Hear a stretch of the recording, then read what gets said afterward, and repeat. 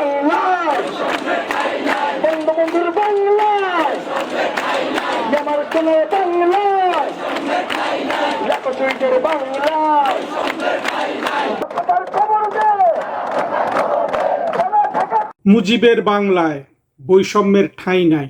জুলাই ষড়যন্ত্র special episode 8-এ আজকে আলোচনা করব কিভাবে প্রতারণা শুরু হয় আনুষ্ঠানিকভাবে। 2024-এর জুলাইতে 8 তারিখ তারা এই স্লোগান শুরু করেছিল, মুজিবের বাংলায় বৈষম্যের ঠাঁই নাই।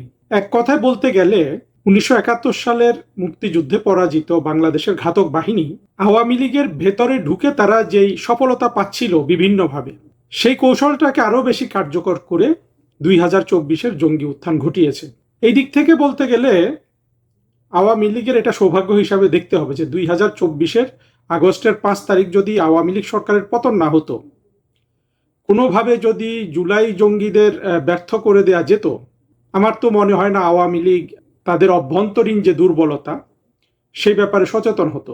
কারণ অতীতে অনেকগুলো ষড়যন্ত্র প্রধানমন্ত্রী শেখ হাসিনা ব্যর্থ করে দিয়েছেন, কিন্তু আমরা কখনো দেখি নাই যে দল হিসাবে আওয়ামী লীগের মধ্যে ষড়যন্ত্রের বিরুদ্ধে সচেতনতা তৈরি হয়েছে। প্রকৃতপক্ষে দলের উন্নতি করতে হবে, দলকে গঠন করতে হবে, এই ধরনের প্রচেষ্টা আসলে সফল হয় নাই। যেইভাবে সার্জিস, হাসনাত এবং আরো অনেকে আওয়ামী লীগের মধ্যে ঢুকে পড়েছিল, সেটা তো একদিক থেকে বলতে হবে যে এর দায় আওয়ামী লীগের নেওয়া উচিত। অন্য দিক থেকে দেখতে হবে যে এই প্রতারক গোষ্ঠী কত বেশি অভিনয় করতে পারে, কত বেশি নিজেদের পরিচয় লুকিয়ে রাখতে পারে, কত সাধনা করতে পারে, যেমন ওয়াকার করেছে। আপনারা অনেক এপিসোড 7-এ ওয়াকার সম্পর্কে আমি যে বক্তব্য রেখেছি সেটা শুনেছেন।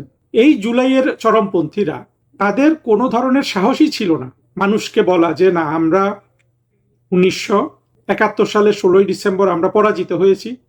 কিসের বিজয় দিবস?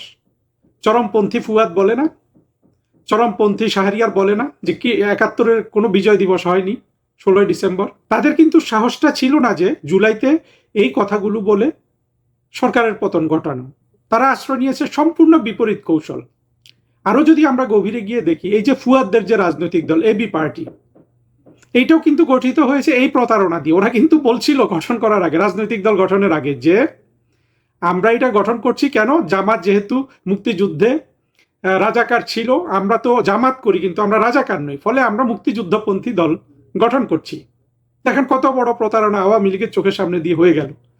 যেই জুলাইতে চরমপন্থার উত্থান সফল হলো এবং আওয়ামী লীগের সরকার পড়ে গেল, তখন দেখেন ফুয়াদের দাঁত কিন্তু শফিকের দাঁতের চেয়ে অনেক বেশি ক্ষুরধার, অনেক বেশি জঘন্য। কিন্তু এরা সবাই প্রতারণামূলকভাবে আওয়ামী লীগকে এইভাবে আপনার দখল করেছিল। কেউ স্বতন্ত্র দল করে, কেউ আওয়ামী লীগের মধ্যে ঢুকে তারা প্রতারণা শুরু করে দেয়। মানুষ এবং সরকার কেউ কিন্তু এদেরকে সেই জন্য অত সিরিয়াসলি নেয় নাই।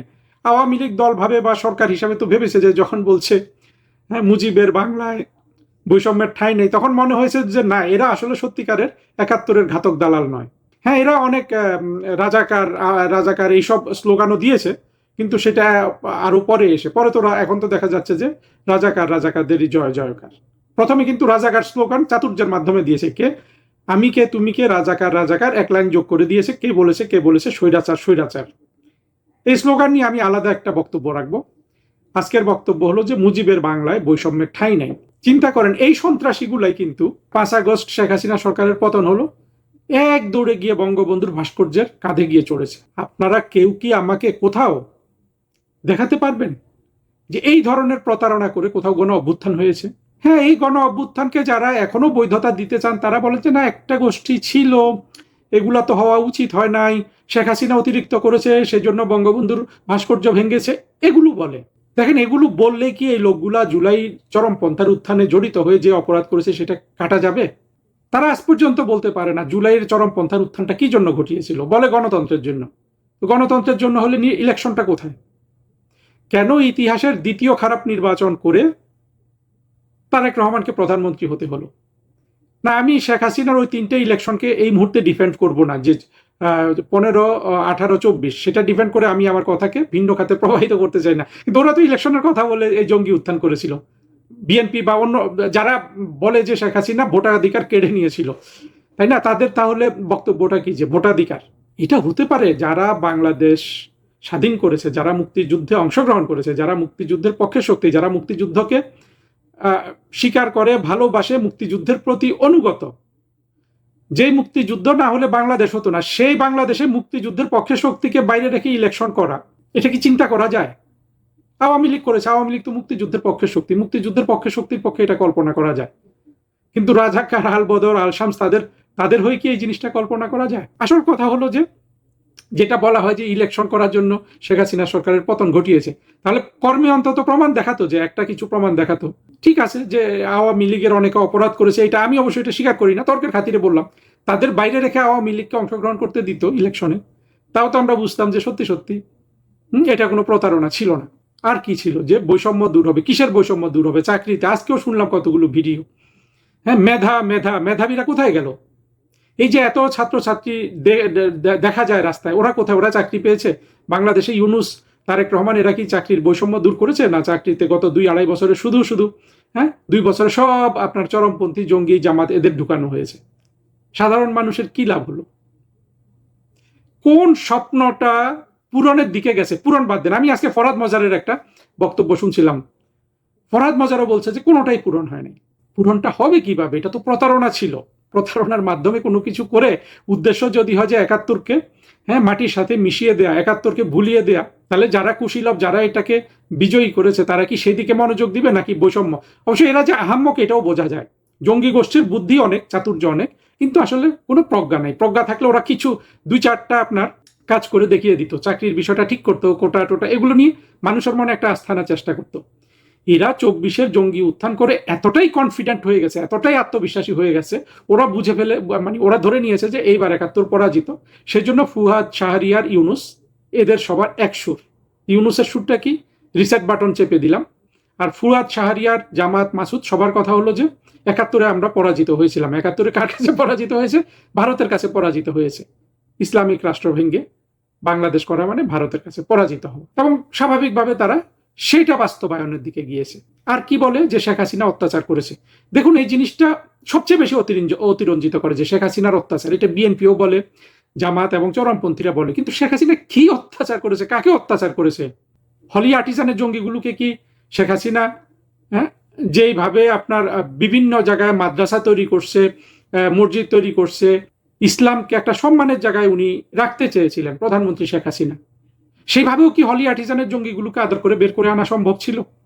আমার তো মনে হয় ওরা যদি গুলি তাক না করতে, হয়তো ওদেরকে এইভাবে বের করে আনার হয়তো চেষ্টা চলতে পারতো।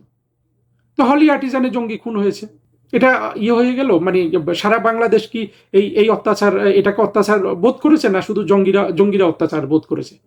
হ্যাঁ, বিএনপির লোকজনের বিরুদ্ধে জেল হয়েছে, এটা হয়েছে, সেটা হয়েছে, সেটার মাত্রা কত? আর এখন যে জেল হচ্ছে, এখন যে জেলে আমির হোসেন আমু, পলক, রাশেদ খান মেনন, সুমন, হাসানুল হক ইনু এবং আওয়ামী লীগের কত এমপি, আমার হিসাবটাই মনে নাই, অন্তত 100-এর উপরে আওয়ামী লীগের এমপি জেলে, আর কত নেতা কর্মী কত জেলে।